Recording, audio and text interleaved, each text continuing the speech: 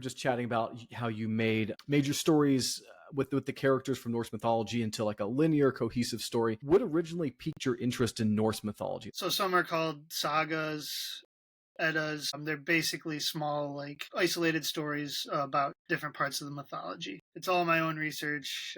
You gave yourself a kick in the ass, so to speak, and said you're finally going to do this. What advice would you give to other authors who are in a similar position? Well, I'd say the number one thing.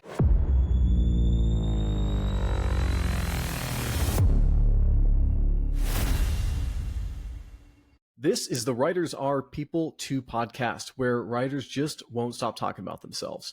Tonight, we have C.K. Kesterson. And so before we get into your book, tell me a little bit about yourself. I live in Michigan with my 2 sons and my wife. I work in agriculture. I've always had a passion for history, storytelling, geography, things like that. Okay, awesome. And so your book we're going to be talking about tonight, Heroes of Valhalla. And you say that it is an epic, realistic retelling of Norse mythology. And so, I was actually thinking about it. I'm pretty familiar with like some of general Norse mythology characters like Thor and Odin and Loki, but I'm not sure if I've ever actually read a Norse mythology story. Like I've read Greek mythology stories, like did some of that in college, but have you read some of these stories? How did you interpret them and to put them into your book, or like tell me about that? Yeah, so I mean, I've read various things like the Volsung Saga and some of the different Eddas and sagas and things like that. Really, what I did was there's a lot of good like scholarship on Norse mythology, and where they break down, who each person is and what their role is. And so less than me having to like go and read all of those separate things, I was able to take what others did. And basically what I did was just turn it into one single narrative, making all the characters into like realistic characters you would read in like historical fiction or fantasy, something like that. So for example, in Greek mythology, you have characters that are popping up across multiple of these different stories. Is this the same with Norse mythology? There's multiple stories with the same characters, and you kind of just took it and turned it into one cohesive story? Yeah, so you'd see a lot of things like Thor and Loki going off to fight various giants, vanquish them. There's not like a real set timeline in Norse mythology. It's just a lot of things. There's some things happening in the past. There's some things that are going to happen in the future. And then all the stories that you read it's called the mythic present. And so, yeah, you just see them on various adventures like you would, I don't know, like a comic book. It's not very linear. And so what I did was I created a single story that had a beginning and an end. Okay. Real quick, is my camera flickering? I'm seeing like some weird stuff. It is? Oh, great. Hope that's not going to show up on the final recording. Okay. Well, hold up a second. Let's actually just pause here. I'm going to disconnect and reconnect and see if I can fix that. All right. And we're back after many technical difficulties, like always happen on the Writers Are People 2 podcast. Nonetheless, we were just chatting about how you made major stories with the characters from Norse mythology into like a linear, cohesive story. I was actually thinking while we were off camera and I was just fixing all the technical difficulties. I feel like a lot of people are pretty familiar with Norse mythology in general, just from like popular culture. I mean, like with you have Thor in the Marvel universe, and then like growing up, I remember I played a Microsoft game called Age of Mythology, and part of that campaign you're playing as like the Norse, and then you get to like control some of their gods and have powers and stuff like that. And then also, I think there's a game that came out fairly recently. It's called Valheim. It doesn't strictly follow Norse mythology, but it's kind of loosely based on that. But ultimately, getting to my question, which is like, what originally piqued your interest in Norse mythology? Like, what grabbed you when you were younger and said, "Hey, this is a really cool topic"? Yeah. Well, probably the main thing. My grandparents on my mom's side were both Scandinavian. My grandma was from Denmark, grandpa from Sweden. And actually, when I was in high school, my grandpa took me to Norway. So I got to see all the different sites there. And like I said, I already had a big interest in history, mythology, all those different things. So yeah, it was just something that I always gravitated towards. And it's kind of part of what I've known growing up and stuff. Mm-hmm. And so you mentioned that you've read some of these tales, I guess you could call them. I don't know. What would you call it? It's not like a book. Is it just a mythological tale or what? So some are called sagas, eddas. They're basically small, like small isolated stories about different parts of the mythology. So like the Volsung saga Okay. follows like people like Sigurd and their adventures and some of their interactions with the gods and with humans. There's even like Attila the Hun in it, which is just a crazy overlap. Yeah, that's super Yeah. strange. So as you were doing research, I suppose, did you go to school and study this at all, or were you just like Googling things that you found interesting as you went along? No, yeah. So I there's a few like guidebooks that I referenced quite a bit, and yeah, it's all my own research. No degree, anything like that. Mm-hmm.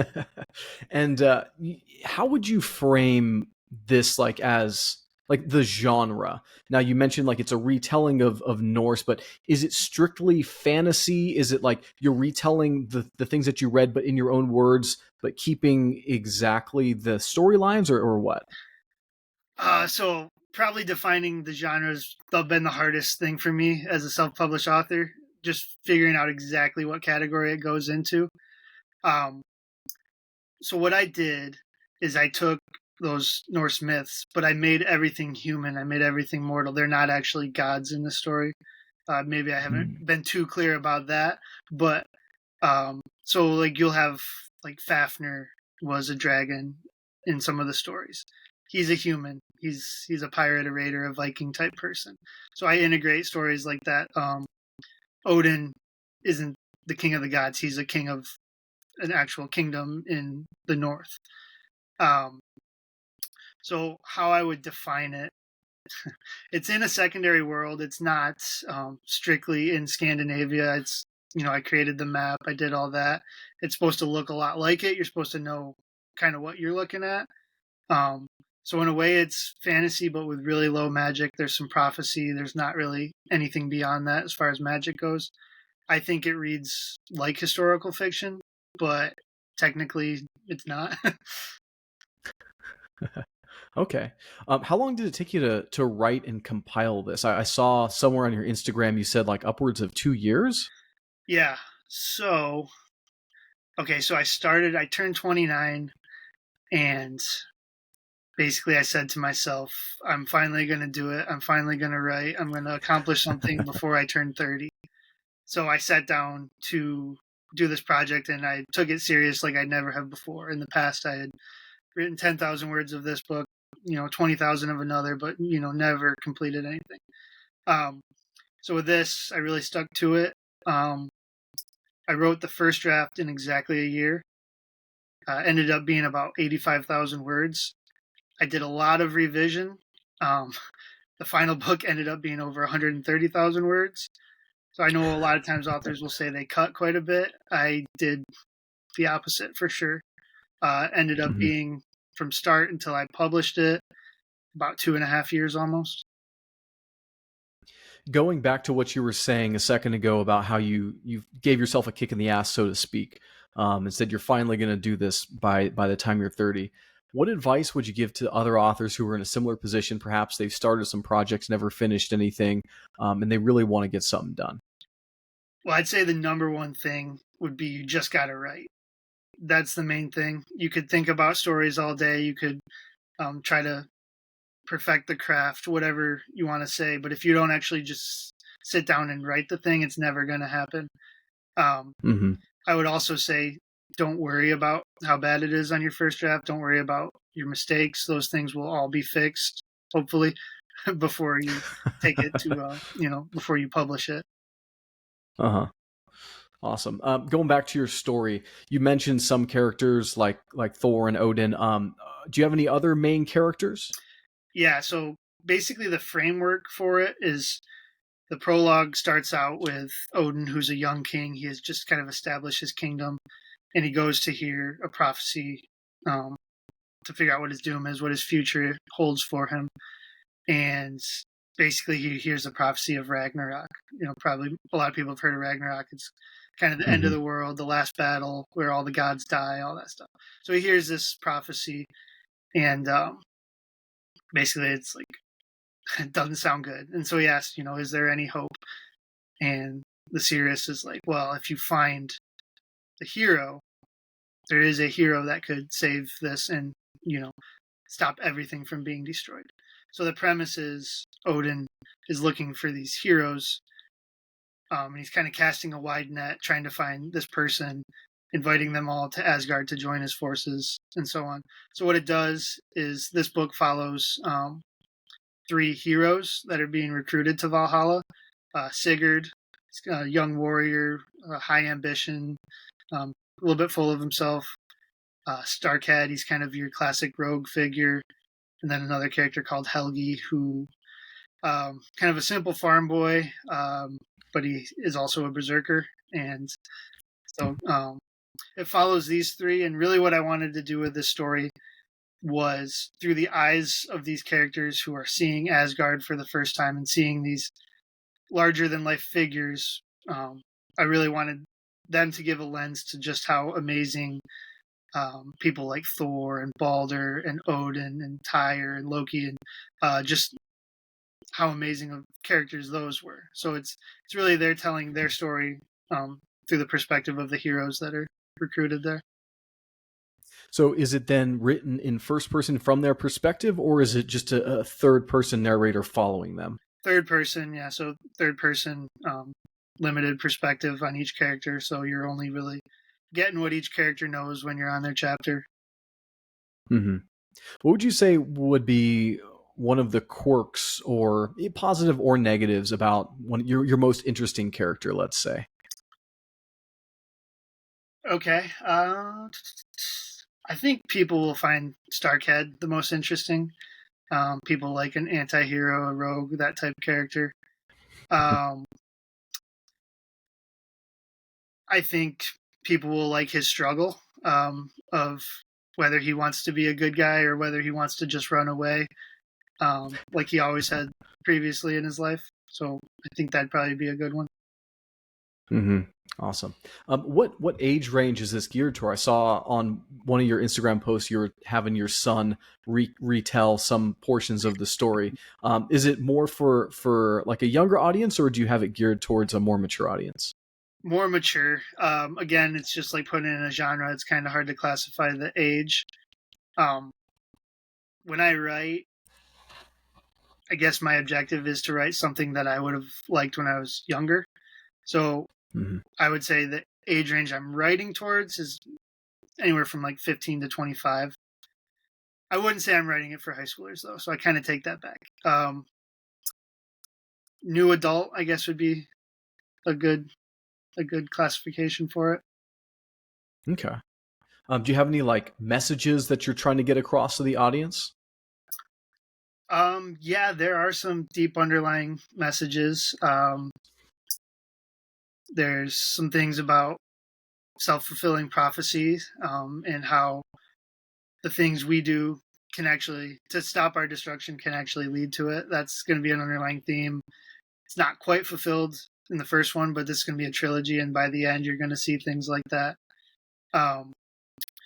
There's kind of the symbolism of light and the darkness. It's kind of a dark age tale.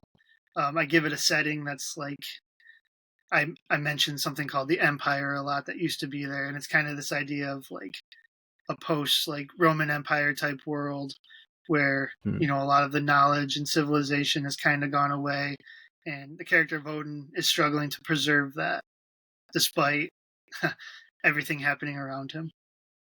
Mm-hmm. Yeah, so let's talk about world building for a second. Obviously, you have this base world provided to you by Norse mythology. How many creative liberties did you take? Is this empire that you just mentioned something that is mentioned in Norse mythology as well, or is this a creative liberty? It's mentioned a little bit. Like I said, in the Volsung saga, you see the overlap with a character like Attila the Hun, an actual historical figure who was prominent in the Roman Empire. So you do see that overlap to a degree. As far as what I did, I was kind of doing something like post-Roman Britain, with like one of my big inspirations was the Warlord Chronicles, the Winter King series by Bernard Cornwell. And that's basically a King Arthur retelling in a post-Roman Britain with kind of a similar idea behind it. I needed something that shows that the world they live in now isn't what it used to be. And they have a say in what it will become. I'm sure you've seen Thor, the movie from Marvel, right? Yeah. There's one of the quotes in there, and the name of the author that said this eludes me, but it's basically like magic is basically technology that we don't understand yet. Okay. I want to say Arthur C. Clarke. I don't know. I'm really bad with remembering quotes. And I had an author on maybe like a year ago, and he had written a story about Thor and his hammer and how it was this piece of technology, advanced technology for their time. Is advanced technology perhaps that's been lost now a part of your story at all, or is that nothing that you explore? Yeah, not really. It's nothing in that sense of like something you would consider futuristic or like advanced for the age. There is a sense of their ability to create things and build things, or craftsmanship is very different than what it used to be. The Empire would build things, like there's the remnants of these amazing stone roads that travels the length of the north. And then there's all these villas, crumbling villas with their pillars and that kind of thing. And then what you have now is everything's made of wood. Everything's these wooden halls. But what you have in Asgard is they've taken it to kind of the peak of the time, and they have everything's splendid and magnificent and better than everywhere else. But as far as it's not like he has a hammer, but it's not like it's magic, right? It's finely crafted, it's special, it's all those things, but nothing beyond that. Gotcha. What would you say makes your story unique in comparison to other things that may be written like this, where they're doing a retelling, whether it be your style or your characters or your plot? Just why do you want someone to pick it up and read it? Okay. What's unique? I mean, there's a lot of retellings now. It's kind of a popular thing. Most of them are just changing one or two things and writing it in the author style. Generally, you're still seeing the magic. You're still seeing the gods as gods, all those things. I guess what I would want people to see about it is the humanization of stories, how real things could become myth. I actually have a quote. I was kind of going through all the different highlights I've made in Lord of the Rings, which is big inspiration for me. Love Lord of the Rings. Yeah, and there's this section where Aragorn and Gimli and Legolas, they encounter the Riders of Rohan, and they're talking about the hobbits. And I think it's Éomer who says, "Do we walk in legends or on the green earth in daylight?" Because he's seeing all these crazy things. They're a country of humans, and they see fantastical things every once in a while, but it's mostly things they've heard in stories. Then Aragorn responds, "A man may do both, for not we, but those who come after will make the legends of our time." So I guess the idea with this story is, if these people were real, if mythology isn't just like an explanation of how things were created or what the weather is, or like things you would assume when you're reading like Greek mythology or whatever, like this is an explanation for this phenomenon or whatever. So instead, if we were to say, hey, these stories are based on real people and they were passed down and made larger than life, and took on a life of their own, and then these people who were human became gods in the successive generations. And then by the time you get to something like the Viking Age, they're worshiping these people. They wear their amulet. They do those things. That's an awesome quote that you read there from, I think that's in Two Towers towards the beginning, right? Yeah. And it's interesting also because Tolkien got a lot of inspiration for Middle Earth and all of his mythology, so to speak, from Norse mythology. So there's some overlap there. Mm-hmm.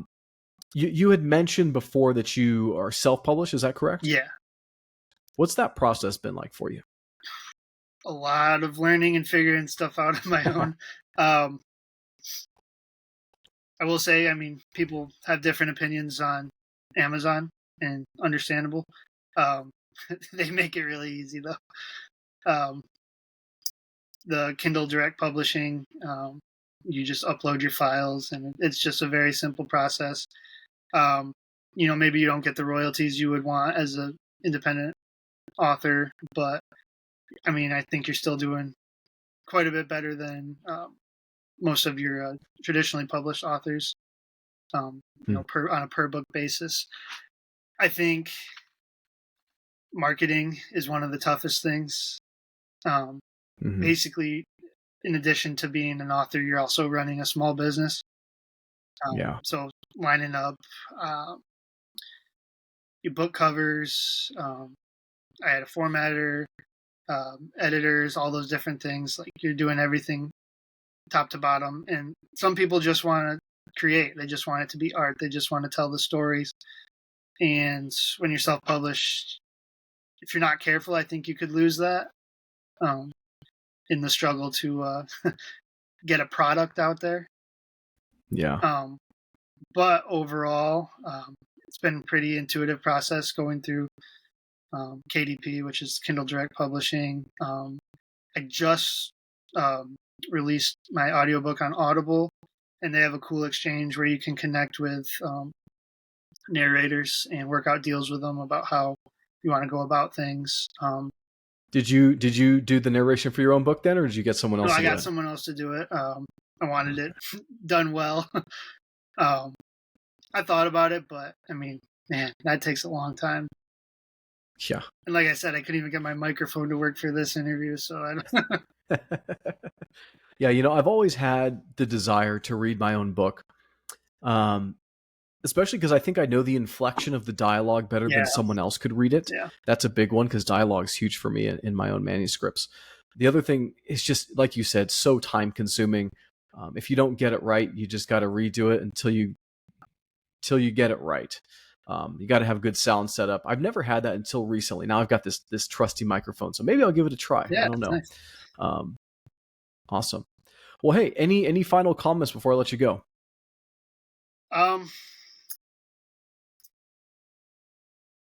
Let me see. I would say just I'm looking forward to continuing this process. Part of being a self-published author is you got to release a lot of content. I work, 50 plus hours a week. I have young kids. Doing this on top of it, there's only so much I can do in a week, in a year, compared to some authors who are releasing, once a month, which is crazy to me. But so I have some projects in the works. I have a short story coming out here probably in the next month or so, just working on getting a cover completed for that. So this series is gonna be a trilogy, and I'm gonna sprinkle in a handful of novellas that are gonna be like, this first one's kind of a prequel to Heroes of Valhalla. And so I'm just going to try to put out as much content as I can. And if you guys like what you heard, be on the lookout for it. Awesome. Well, everybody, thank you. Like, subscribe, follow CK Kesterson. Sorry, did I get that wrong the first time? Yeah, it's right. Okay. I'll go ahead and I'll just edit in CK Kesterson. Thank you so much for coming on. Yeah, thanks for having me.